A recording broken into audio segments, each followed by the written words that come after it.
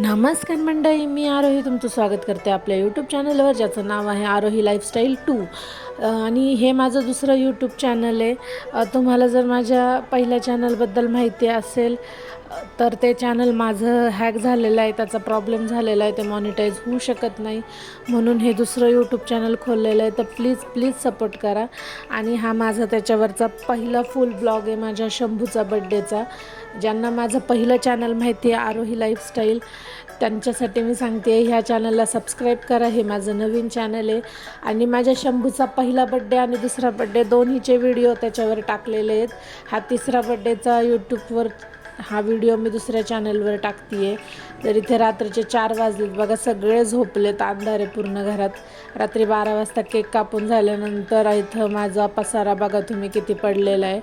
हा मी सकाळी उरकणार आहे.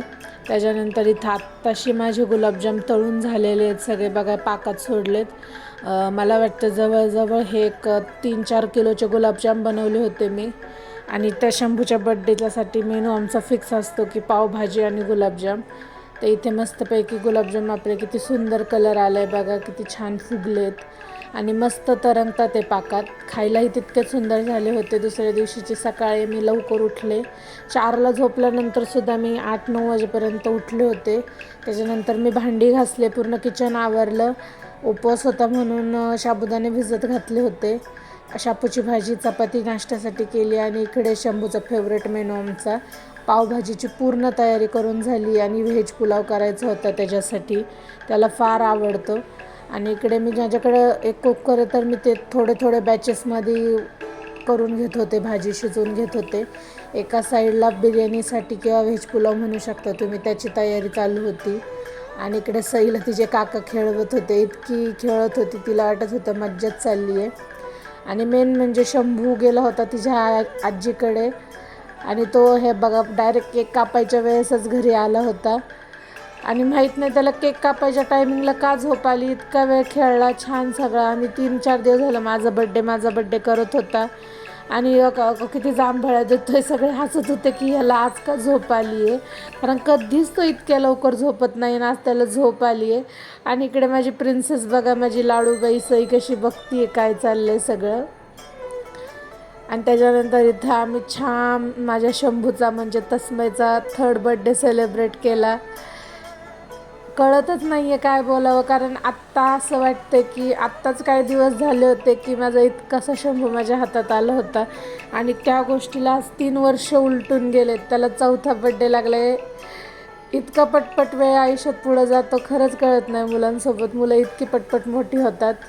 त्याच्यानंतर हा दुसऱ्या दिवशीचा आहे बघा, मी अर्धा पसारा उरकला आहे आणि अर्धा अजूनही उरकायचा आहे. बड्डेचा कालचा राहाडा हॉल वगैरे सगळं क्लीन करून झालं आहे.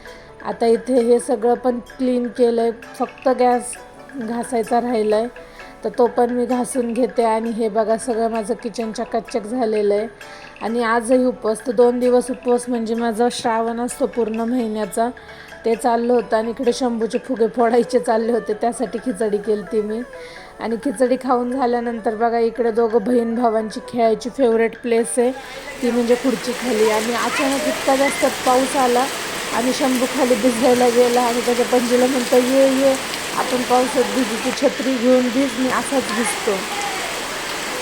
आणि त्याची इतकं जास्त त्याला पावसात भिजायला आवडतं काय सांगायला नको. मी सईला घेऊन एका बाजूला उभे राहिले होते, कारण ती छोटी आहे, तिला नाही भिजवू शकत. पण तो मला म्हणत होता तू पण माझ्यासोबत चल भिजायला, सईला पण भिजव.